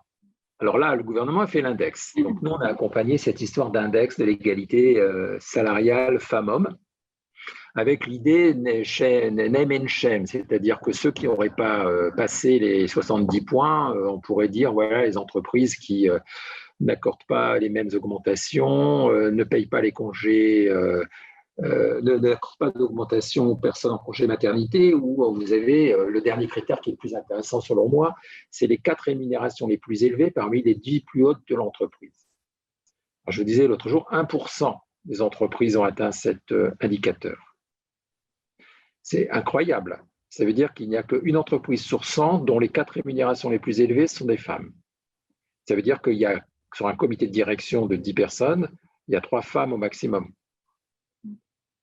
Donc là, on est sur des évolutions lourdes et je pense que quand on tourne autour d'un sujet depuis 30 ans, 40 ans, et que ça ne progresse pas, je pense qu'il faut quand même un peu, et ça c'est alors la responsabilité du plus haut niveau de l'entreprise. On a eu ça aussi sur les accidents du travail. Moi, j'ai vu des entreprises, je prendrai l'exemple de Suez, il n'y avait pas, j'ai piloté, j'ai animé plutôt un comité de direction. Le sujet santé-sécurité, c'était à l'ordre du jour de tous les comités de direction. Pour le président, ce n'était pas négociable. Pour les membres alors il y avait le COMEX. COMEX était le CODIR élargi. Et là, les directeurs régionaux, c'était juste devenu leur priorité numéro 1. Donc, quand l'entreprise met en tension ses managers, en commençant par le haut, du président vers le CODIR, ou du président vers le CODIR, du CODIR vers le COMEX, etc., je peux vous dire que ça marche. Et quand en plus vous en faites des objectifs et qu'il y a un impact sur la rémunération, ça marche d'autant plus. Donc la formation, oui, mais pas uniquement. Moi, je voudrais revenir un petit peu là sur la transparence. Moi, j'ai eu la chance de diriger des hypermarchés, donc donc avec 700 personnes, avec un RH. Je pense que la transparence est hyper importante, au moins au niveau de l'équipe de direction. Et moi, j'ai toujours fonctionné avec mes équipes en donnant les primes de chacun. C'est-à-dire que plutôt que d'avoir des bruits en pensant que, je pense qu'il y a de la transparence à avoir, comme vous le disiez tout à l'heure sur d'autres sujets, mais il est très, très important que les gens sachent que la partie variable n'est pas que la possibilité de faire plaisir à quelqu'un. Et je crois que si on va jusqu'au bout de la démarche, et moi je l'ai fait en tant que directeur d'hypermarché, ça fonctionne, ça fonctionne. Ça choque un peu, hein, il faut le dire au départ, mais une fois que ça a été dit, il n'y a plus de bruit, il y a plus rien, quoi. Et un deuxième point, je pense que, bien sûr que les RH sont hyper importants et qu'ils doivent porter le projet, mais derrière ça, c'est le patron qui doit l'accompagner, quoi. C'est lui qui doit donner le là. On ne doit pas laisser un RH, d'abord parce que ce n'est pas son rôle de gérer les syndicats, je crois, qu'il accompagne la démarche d'un patron, ok, mais je pense que c'est le patron et le RH qui font quelque chose ensemble. Seul un RH, je pense que ça sera compliqué, quoi. Ça sera compliqué. Et deuxièmement, je pense que, enfin, dernière chose, je pense que la posture managériale, on est en train de la perdre parce que je pense que dans beaucoup d'entreprises, on prend des gens, des jeunes qui n'ont pas cette compétence ils n'ont pas été formés comme à une époque où il y avait l'ascenseur social, on démarrait, on gérait une équipe de 3 personnes, ensuite on gérait une équipe de 50 personnes et ensuite on gérait 700 personnes. Et je crois que ce manque de connaissance des syndicats, du monde dans lequel, de l'entreprise, fait que ils ont peur face à des employés. Ils ont peur. Et je pense qu'il y a un vrai problème et qu'il y a de la formation à faire et de la formation, je dirais, sur la nouvelle manière de voir aussi le management. Parce qu'il n'est plus comme il y a 20 ans, on ne gère plus les gens comme ça. Mais je pense qu'il y a du management à faire et que là, aujourd'hui, on est moi je trouve, dans le creux de la vague. On ne sait pas trop fonctionner en fonction des nouvelles attentes et je crois que c'est important la formation est hyper importante et qu'elle soit accompagnée par les RH qui vérifient et qui contrôlent bien ce qui est fait par l'ensemble des équipes. Voilà. Je suis tout à fait d'accord avec ce que vous dites sur la question de la transparence. Si vous ne le faites pas, de toute façon, les jeunes salariés se le disent. Donc, de fait, il n'y a pas grand-chose qui reste secret. Ils ont un rapport au salaire qui n'est pas le même que les générations précédentes. Ils sont beaucoup plus décomplexés sur ce sujet. Ça, c'est vrai et c'est un bon point. Oui, c'est un bon point. Ils peuvent venir et comparer leurs fiches de salaire. Hein. Ils ne sont pas de soucis avec ça. Oui, ils sont complexés et je pense qu'ils ont bien raison. D'ailleurs, on devrait un peu tuer cette chape de plomb sur les rémunérations. Ça simplifierait beaucoup de choses.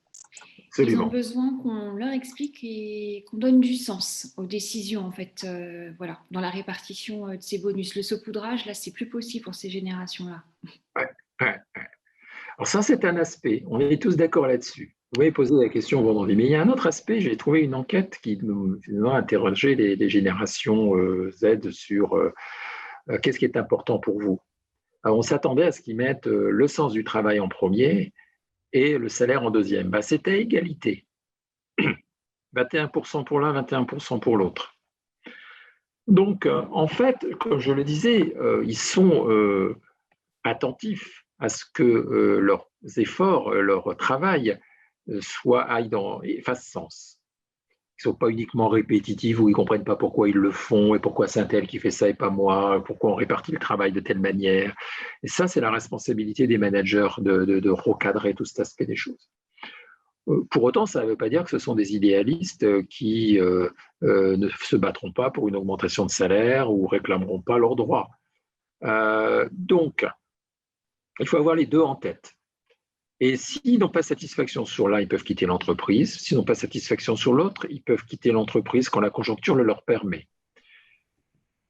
Donc, je pense que par rapport aux jeunes, il ne faut pas à la fois ni les prendre pour des idéalistes, ni les prendre pour des gens sans scrupules. Je pense qu'ils ont une réaction assez saine, sont mieux informés, comme vous le dites. ils connaissent mieux le marché, les concurrents, ils sont dans une logique où, contrairement aux générations anciennes, ils ne se marient pas avec une entreprise à vie. Ils peuvent, mais s'ils sont bien gérés, bien intégrés et mobilisés, il n'y a pas de raison non plus qu'ils aillent ailleurs. Donc en fait, ils nous posent des questions aux managers, ils nous posent des questions sur notre capacité finalement à bien les retenir, à parler de rémunération, oui, à parler de carrière, à donner des perspectives, à les mettre à l'épreuve et à les accompagner dans leur progression professionnelle. Mais encore faut-il que l'entreprise ait des cadres de gestion des carrières. Hein. Ce n'est pas toujours le cas.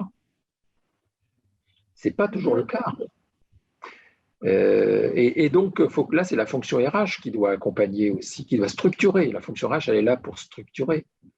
Et la définition de la progression pour les jeunes, en tout cas, ce que j'ai pu observer, ce n'est pas forcément prendre la place du chef, hein. C'est d'être de plus en plus impliqué sur des projets structurants pour l'entreprise. C'est ça aussi, progresser pour eux. C'est la compétence. Oui, absolument. Ils ont vraiment intégré cette notion de compétence. Tant que j'ai l'impression de développer mes compétences, rester à un sens. Quand je fais du surplace et que je me sclérose, il vaut mieux que je m'en aille. Et ça, on ne peut pas leur reprocher, c'est ce qu'on leur a expliqué. Tout à fait. Je voulais ajouter à propos de la transparence que la transparence, elle peut exister que s'il y a la clarté. C'est-à-dire que globalement, quand vous nous parliez de l'entreprise qui avait un accord d'intéressement avec 40 critères, on peut toujours essayer d'être transparent là-dessus. Globalement, c'est incompréhensible. Par contre, il y a des entreprises qui ont un accord d'intéressement avec 3 critères bien identifiés. Ben, par exemple, le CSE, tous les mois, il demandait où on en était sur chaque critère, le nombre d'accidents du travail, le niveau de qualité, etc. Et ensuite, c'est dans les comptes rendus. Donc, ensuite, il y a une transparence. Quand on a construit une usine à gaz, on peut vouloir être transparent, on n'y arrivera jamais. Donc, il y a, je dirais, d'abord une clarté, puis de la communication et ensuite de la transparence. Mais les trois sont indispensables. Absolument, non, mais vous avez parfaitement raison. Il faut quand même qu'au niveau de là où se décident les politiques, au niveau des comités de direction, moi je suis toujours surpris. J'ai animé plusieurs fois des comités de direction sur le thème de la performance. C'est quoi la performance pour notre entreprise? Alors une fois c'est arrivé pour une raison assez peut-être inattendue, c'est que le DG avait une vision de la performance qui n'était pas comprise par ses directeurs. En fait, il craignait qu'il impose le management par la performance à des métiers que ce n'était pas possible. Il le prenait pour un ultra-libéral, etc. Alors moi, j'ai rencontré tout le monde. J'ai fait des interviews avec le DG, puis les directeurs, etc. Puis après, on les a mis une journée en séminaire pour réfléchir ensemble sur qu'est-ce que c'est que la performance pour notre entreprise, avec d'abord des benchmarks pour leur donner des éclairages, et rendu compte des entretiens qu'on a eu avec eux, puis après, on leur donnait des thèmes où ils travaillaient ensemble. Et en fait, ils se sont rendus compte que leur DG, ce n'est pas qu'il voulait imposer son point de vue de manière autoritaire à ses directeurs. Ce qui l'embêtait, c'est qu'il n'avait pas de répondant face à lui. Il voulait un échange, une discussion, et que quand on divise quelque chose, ce n'est pas possible, qu'on lui explique pourquoi. Et donc, ils sont sortis de cette journée tout à fait transformés parce que, les directeurs ont compris que le DG n'était pas un gars qui était sur la planète Mars, mais qu'il avait des convictions et qu'il attendait de ses collaborateurs, ses adjoints, qu'ils aient des convictions également. Et de cette confrontation est arrivé quelque chose de constructif où lui, il a mis de l'eau dans son vin sur certains points et les autres ont pu comprendre qu'il ne voulait pas les amener là dans une voie sans issue. Donc moi, je pense que cette clarté au niveau des comités de direction, on ne l'a pas assez. Sur des sujets aussi importants que la performance de quelle découlent toutes les politiques de rémunération variable et donc d'objectifs et de mobilisation managériale, je trouverais assez normal que de temps en temps, les comités de direction se réunissent et travaillent un peu là-dessus. Oui, c'était dans des grands groupes, c'était dans de la banque, c'était pas dans des startups et ça leur ferait pas de tort, je peux vous dire, de temps en temps, de se prendre un moment pour réfléchir sur qu'est-ce qu'on veut être et donc quelle performance et donc quel système de gestion de la performance et de rémunération variable on veut avoir.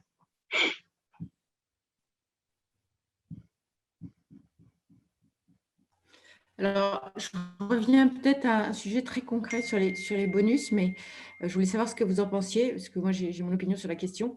Le groupe avait décidé, en tout cas pour le top 100, les managers d'un certain niveau, de dire à 100% d'atteindre des objectifs, vous avez 60% de votre bonus. Donc, voilà, les objectifs étaient déjà en mes yeux. Après, il y avait un stretch. Bon, évidemment, avec les années qu'on a passées, c'était quand même très difficile d'atteindre le stretch, enfin impossible d'atteindre le stretch. Et déjà, l'objectif, enfin la cible, la target était difficile à atteindre. Mais donc, quand on atteignait la target, on avait 60% du bonus. Pour l'idée du groupe derrière, c'était d'encourager à aller beaucoup plus loin. D'accord ? Qu'est-ce que vous en pensez de ce type de raisonnement ? Alors, sur l'idée, je ne suis pas contre, mais là, c'est excessif, parce que l'objectif, il avait l'air inatteignable. Déjà, vous disiez que l'objectif à la cible, il était difficile à atteindre, et même s'il était atteint, il rapportait que 60%. Donc, ça pouvait être contre-productif et démobilisateur.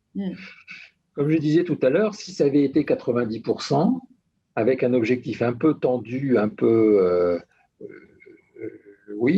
difficile à atteindre, mais si on faisait 90%, ça pouvait être mieux que 60. Enfin voilà, moi je l'aurais. Là, je trouvais que c'était excessif. Ils sont allés trop loin. L'idée n'est pas mauvaise, mais ils sont allés trop loin parce que je pense que beaucoup de gens ont dû se décourager. Et donc au final, c'est la valeur. Enfin, pour l'entreprise, c'est pas bon. Est-ce qu'au final, je suis complètement d'accord avec vous parce que ça aboutit à verser 30% de moins de bonus et que tout le monde s'est rendu compte. En fait, c'était ça. Ça a été perçu en disant ils veulent nous piquer notre bonus, quoi.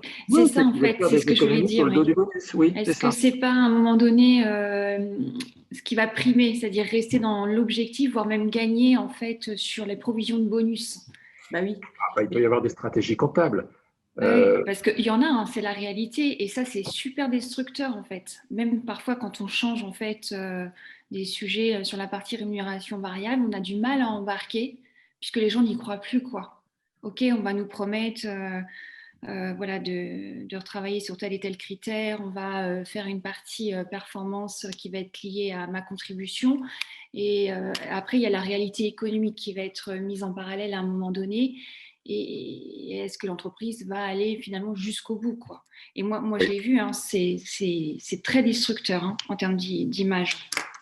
Ah non, vous avez raison, il n'y a rien de pire qu'un contrat qui n'est pas tenu. C'est-à-dire si le contrat, si je verse tant, si on fait ça, et puis à la dernière minute, ah oui, mais les résultats du corporate ne sont pas bons, donc on va baisser l'enveloppe de 10%, ça c'est très très mal vécu.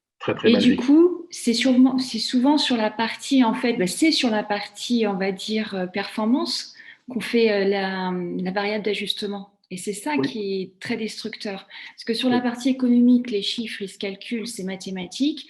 Et après, la variable d'ajustement, c'est sur la partie performance. Alors que les personnes auront pu être au rendez-vous. Oui. Et elles le seront peut-être moins l'année suivante parce qu'elles y croiront. Exactement. Voilà, ça dépend des 60%, ce que représentent les 60%. Si c'est 60% du salaire annuel, ça peut être cohérent. 60% d'objectifs. Non, mais ça, c'est important. C'est l'atteinte. Et je crois que vous avez raison, c'est aussi le fait de changer. Moi, j'ai été dans un groupe où à un moment donné, on l'a donné tous les 6 mois, après on l'a redonné au bout d'1 an. On est revenu en arrière et à la fin, effectivement, plus personne, Sylvie, ne comprend plus rien, quoi. Donc, il faut, quand on fait quelque chose, on le fait sur la durée, même si on s'aperçoit que ce n'est pas super opérationnel, mais je pense qu'il vaut mieux rester sur un système pendant 4 ou 5 ans plutôt que de changer tous les ans, quoi. Ah oui, ça c'est sûr. Il y a un certain bougisme qui rend les choses illisibles. Ouais, tout à fait. Il y a des modes aussi, c'est vrai. Oui, mais quand vous entraînez 100 000 personnes, comment vous faites tous les ans pour expliquer, faire comprendre, parce que tout le monde n'est pas cadre, il faut expliquer jusqu'à la base. Je suis d'accord. On perd un certain nombre de personnes sur le chemin et on perd de la mobilisation. Et puis finalement, quand on présente de nouveaux systèmes, je pense que les gens ont du mal à être embarqués et à adhérer en fait. Ça manque de transparence finalement pour eux, lisibilité. Du coup, c'est difficile de mobiliser. Absolument. Il faut un peu de constance quand même en matière de politique de rémunération. On discute beaucoup ce que je ferais aussi, hein, en rémunération, on lie ça à la performance. Est-ce que ce mot performance est toujours, lors de la dernière Agora, on avait parlé de l'engagement. En même temps, l'engagement, comment on le mesure? Donc, celui qui défendait le point de vue avait parlé de performance harmonieuse, parce que finalement, derrière performance, l'avantage, c'est qu'on a des critères objectifs, mesurables. En même temps, dans votre présentation tout à l'heure, vous avez dit, mais il faudrait qu'on arrive à rémunérer le comment. Et dans performance, on ne rémunère pas beaucoup le comment les gens font. Est-ce qu'ils ont mis beaucoup d'efforts pour atteindre des résultats, etc. Alors, c'est peut-être le fixe, hein, c'est peut-être les augmentations individuelles. Mais voilà, là, on en revient finalement dans l'histoire à la performance. J'en ai parlé parce qu'il y a des groupes qui ont mis en place des grilles d'objectifs comportementaux qui permettaient de pondérer les objectifs quantitatifs reposant sur des indicateurs. Donc, c'est possible, c'est possible. Mais ça vient amodier le montant de 10, plus ou moins 10%. Bien. Après, je suis d'accord. Normalement, le comportement ou les compétences comportementales, c'est plus dans le salaire qu'on doit les prendre en compte. Puisque, comme je vous le dis, c'est le salaire, pour moi, rémunère le développement des compétences techniques, mais aussi de savoir-être. Donc après, effectivement, chaque entreprise a ses techniques, mais je pense qu'effectivement, il ne faut pas oublier qu'un objectif n'est pas un indicateur. Si je vous fixe comme objectif développer les relations dans l'équipe, vous aurez bien en peine de dire il l'a fait, il ne l'a pas fait. Hein. Par contre, si je vous dis réunir au moins une fois son équipe par mois, s'il l'a fait 2 fois sur l'année, il n'a pas atteint son objectif pour moi. Voilà, c'est toute la différence. Il peut l'avoir fait toutes les semaines et l'avoir fait très mal aussi. Donc, c'est un peu. Après, il peut y avoir aussi du 180 où on va demander aux gens est-ce qu'aller à la réunion de votre chef, c'est une plaie, une torture ou au contraire un élément positif? Ça peut aussi jouer. Il y a des groupes pour rémunérer ça qui partent de leurs valeurs, c'est-à-dire que il y a toujours un objectif qui est lié à avoir un comportement en phase avec les valeurs de l'entreprise. Et je pense que d'avoir une petite part d'objectifs et de rémunération variable sur ces thèmes-là, avec bien sûr le côté subjectif qui, là, ne plaît pas du tout aux organisations syndicales, par exemple. Mais... Alors, les valeurs, c'est toujours un peu difficile parce que c'est forcément général. Oui, mais si on dit qu'on est bienveillant, et qu'on se comporte comme un sagouin, quelque part.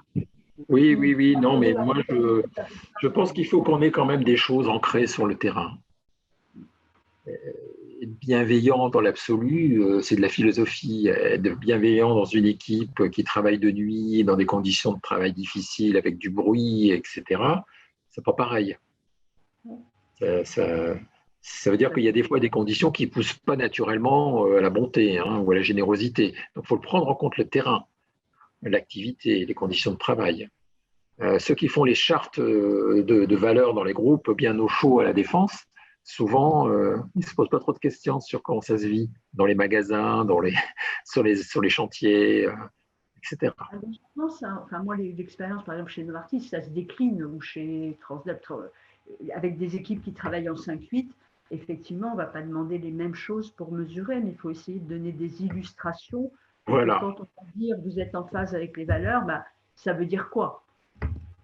C'est ça, il faut l'illustrer. Il faut sortir du discours général qui est généralement bien fait par le corporate, mais qui ne parle pas quand même concrètement à la base, il faut dire les choses. Le terme qui est retenu pour ça, c'est les comportements professionnels plutôt que valeurs. C'est les comportements professionnels. Et ça, c'est très objectif, c'est très accepté par les organisations syndicales et ça se définit ou décline de façon précise. C'est des comportements professionnels. Voilà. Non, mais c'est bien et ça traduit les valeurs en actes.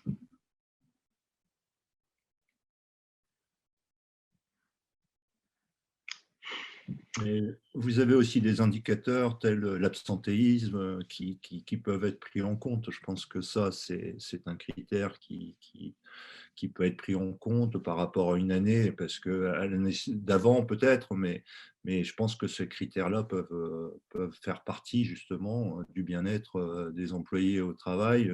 Ça reflète, si on retire les longues maladies et tout ce qui va bien avec, c'est quelque chose qui peut être pris en compte et qui peut être utilisé, je pense.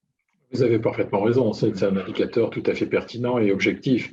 D'ailleurs, je trouve que dans les entreprises, si on compare un peu ça avec le secteur public ou les collectivités locales, on n'a pas de quoi rougir, parce qu'il y a quand même des dérives sur l'absentéisme dans les collectivités locales ou dans certaines fonctions publiques qui sont juste la traduction du fait qu'il n'y a pas du tout de management, qu'on a une gestion administrative des gens.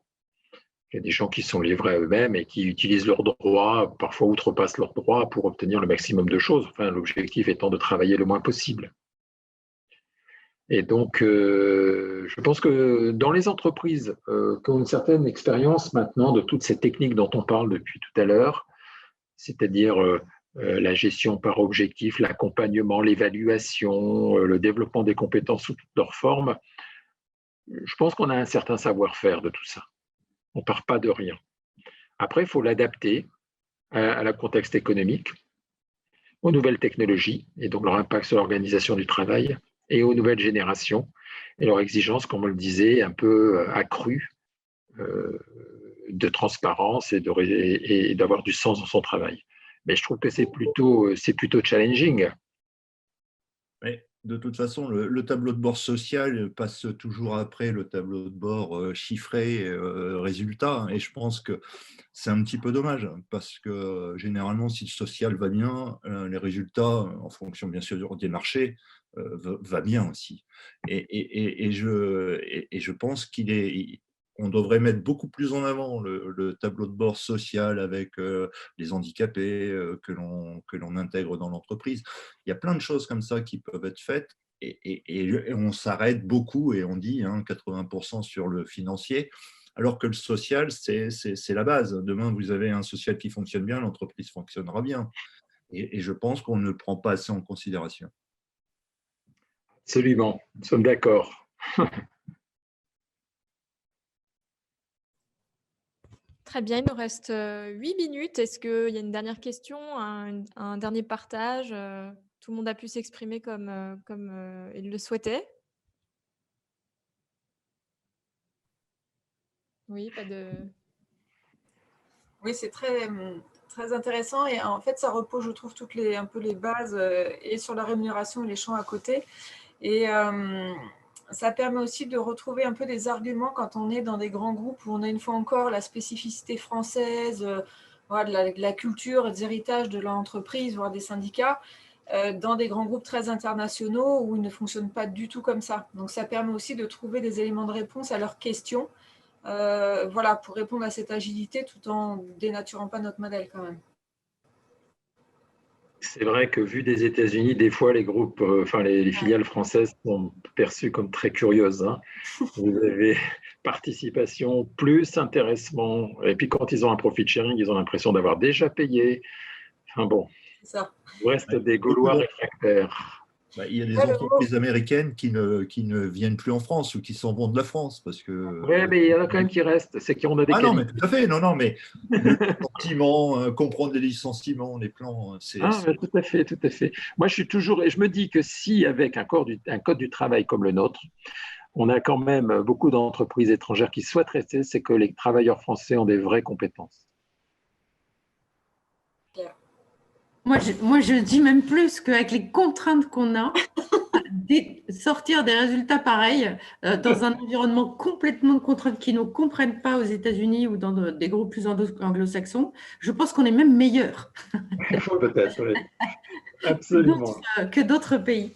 Parce que nous, on y arrive à décrocher des résultats avec des contraintes gigantesques. Donc, je pense qu'on est meilleur. Ben voilà, on va se quitter sur cette belle tonalité positive.